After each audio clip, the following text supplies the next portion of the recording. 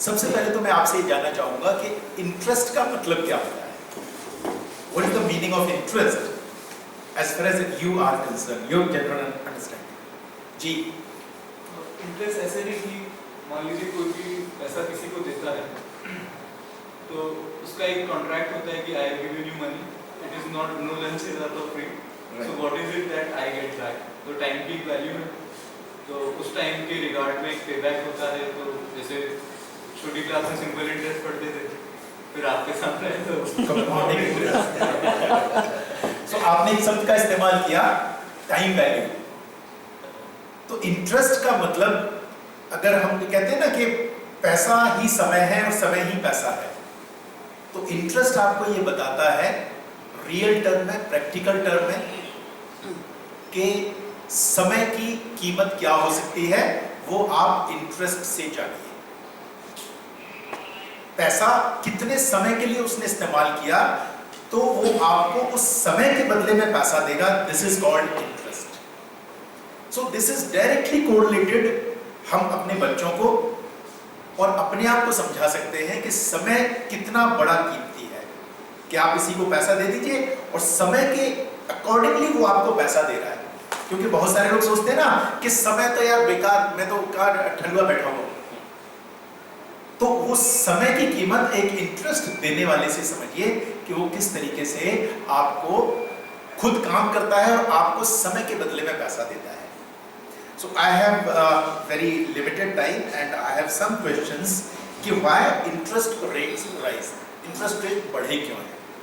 Basically हुआ क्या, corona से पहले जो ओवरऑल इकोनॉमी थी वो काफ़ी अच्छी चल रही थी। कोरोना में अमेरिका में बहुत सारा पैसा लोगों को मुफ्त में दिया गया। उसकी वजह से लोगों के पास में कैश की अवेलेबिलिटी, कैसे मतलब है खर्च करने वाला जो पैसा है उसकी अवेलेबिलिटी ज़्यादा हो गई। तो कोरोना के बाद में लोगों ने ज़्यादा शॉपिंग करनी स्टार्ट कर दी। अब शॉपिंग जब करनी स्टार्ट कर दी, कंपनियों का प्रोडक्शन लगभग उतना ही है, तो डिमांड और सप्लाई की वजह से जब ज़्यादा लोग खरीदने के लिए आएंगे तो महंगाई बढ़ जाएगी।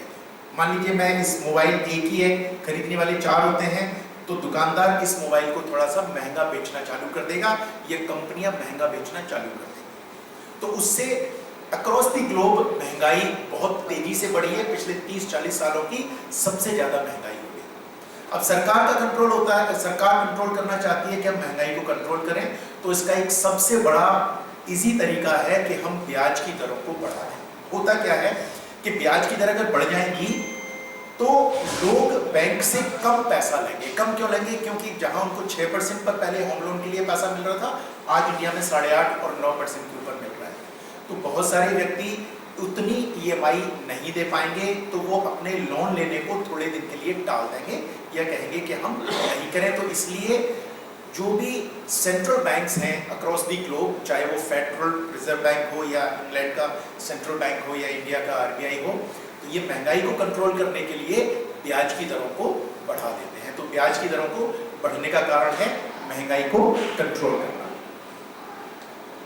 दूसरा है what it mean at micro level. अब इससे क्या होगा कि सबसे ज्यादा इंपैक्ट इसका पड़ता है घर के बनने के ऊपर, क्योंकि बहुत सारे लोग एक इंडिविजुअल कैपेसिटी में घर बनाने के लिए लोन लेते हैं। तो जहां पहले 6% पर ब्याज पर पैसा मिलता था, आज वो 8.5 और 9 पर मिल रहा है। रियल एस्टेट इंडस्ट्री से तकरीबन 22 कोरिलेटेड इंडस्ट्रीज होती हैं, जैसे नल बनाने की फैक्ट्री हो गई, सीमेंट हो गया, व्हाइट वॉश हो गया, लकड़ी हो गया, स्टील हो गया। इस तरीके से 22 इंडस्ट्री अलग अलग कोरिलेटेड होती है। तो इसका डायरेक्ट इम्पैक्ट उन 22 इंडस्ट्रीज के ऊपर आता है और उनकी जो डिमांड और सप्लाई है वो एक तरह से मेंटेन की जा सकती है, जिसकी वजह से उस वहां से बहुत ज़्यादा डिमांड नहीं निकलेगी और उनकी सप्लाई इक्वल रहेगी। तो उससे हमारी जो महंगाई है वो थोड़ा सा कंट्रोल में आ जाएगी। तो ये एक नीचे लेवल पर हम रहें तो इसका ये मतलब है। तीसरा क्वेश्चन था कि इंडिविजुअल के लिए क्या मतलब है इसका? इंडिविजुअल के लिए मतलब है कि उसको मिलने वाला हाउसिंग लोन या personal loan. Personal loan India में बहुत सारा, मेरा अपना पर्सनल एक्सपीरियंस है कि लगभग 50 से 60% लोग शादियों के लिए पैसा लेते हैं और वो उस मकड़ जाल में फंस जाते हैं कि मेरी बेटी की शादी करनी है, बेटे की शादी करनी है और 10 लाख 15 लाख रुपए का वो पर्सनल लोन लेते हैं, तो उसकी ब्याज दर थोड़ी सी ज़्यादा हो जाएगी, तो लोग थोड़ा सा सोचेंगे कि मुझे पर्सनल लोन उतना नहीं लेना चाहिए। तो ये अगली चीज आएगी इससे कि मेरे को मिलने वाली एफडी के ऊपर जो ब्याज दर है वो बढ़ जाएगी।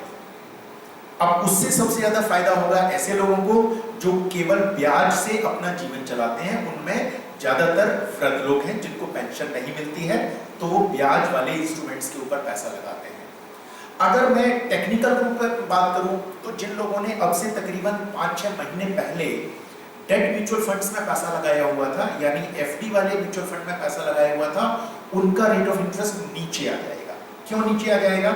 इसके पीछे रीजन है, मान लीजिए आज मैंने आपसे 100 रुपए की एफडी कराई और वो एफडी ट्रेडेबल है। ट्रेडेबल मतलब आप उसे बेच सकते हैं, जस्ट लाइक अ बॉन्ड। अब वो बॉन्ड था मेरा पहले 10% का, ब्याज की दरें कम हो गई, तो उसी बॉन्ड की उतनी ही कीमत बढ़ाने के लिए मेरे बॉन्ड की कीमत बढ़ जाएगी। लेकिन अगर ब्याज की दरें बढ़ जाएंगी और मेरा bond come rate of interest का है, तो मेरे बॉन्ड की कीमत कम हो जाएगी, यानी शॉर्ट टर्म में मेरे डेट म्यूचुअल फंड्स के ऊपर असर पड़ेगा और मेरा जो रेट ऑफ इंटरेस्ट है वो नीचे आ जाएगा। तो अब हमको क्या करना चाहिए? अगर हमारी इन्वेस्टमेंट के रेफरेंस में मैं बात करूं तो हमें अब से तकरीबन 3 से 4 महीने के बाद में डेट म्यूचुअल फंड बाय हम कर सकते हैं, यानी जीसेट, गवर्नमेंट ऑफ इंडिया की जो सिक्योरिटीज हैं। और जैसे ही अब से तकरीबन 6 से 8 महीने के बाद में रेट ऑफ इंटरेस्ट फ्लैट हो जाएंगी और उसके बाद में ये नीचे जाना स्टार्ट होगी, तो डेट म्यूचुअल फंड आपको इक्विटी म्यूचुअल फंड्स के बराबर रिटर्न दे सकते हैं अगले 3 से 4 साल। क्यों? क्योंकि जब आपने 10% का रेट ऑफ इंटरेस्ट का बॉन्ड बाय किया है, 11% का रेट ऑफ इंटरेस्ट का बॉन्ड बाय किया हुआ है, और जब ये रेट ऑफ इंटरेस्ट नीचे जाएंगे तो उनकी जो बेसिक प्रिंसिपल 10 लाख रुपए 15 लाख रुपए की कीमत है वो 16-17 लाख रुपए हो जाएगी। और मेरा अपना खुद का ये एक्सपीरियंस है कि मैंने डेट म्यूचुअल फंड में पैसे लगाकर, यानी एफडी वाले म्यूचुअल फंड में पैसे लगाकर 18% तक का रिटर्न अर्न किया है।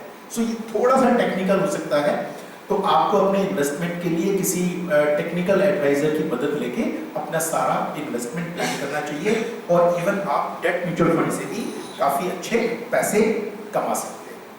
सो आपने जो क्वेश्चंस भेजे थे वो मैंने आपसे किए।